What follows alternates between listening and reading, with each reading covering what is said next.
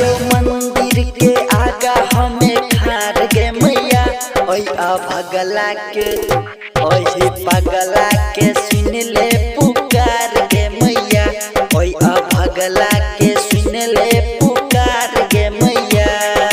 DJ good Madhubani DJ good Madhubani DJ good पगला के ओई भगला के सुन ले पुकार गे मैया। लगे हम ठार जियो पूजा के थाली कटे सते है गई माँ से रोवाली माँ से रोवाली गए।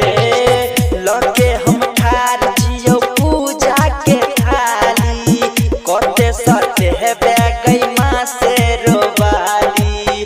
डूबैया नैया पार कर गई मैया डूबैया नैया पार कर गई मैया ओई भगला के ओही पगला के सुन ले पुकार गे मैया ओई भगला के सुन ले पुकार गे मैया।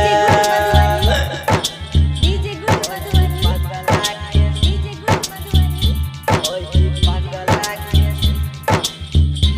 ओई भगला के सुन ले पुकार गे मैया। कहै छौ बेटा तोहर राइटर सरगम शैलेंद्र कुशमोलिया पूजै छौ हरदम शैलेंद्र कुशमोलिया पूजै छौ गे।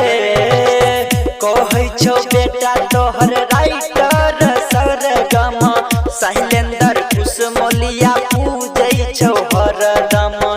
ओम सागर के कर उपकार गे मैया सौरभ सचिन पे कर उपकार गे मैया ओई भगला पे ओई भगला के सुन ले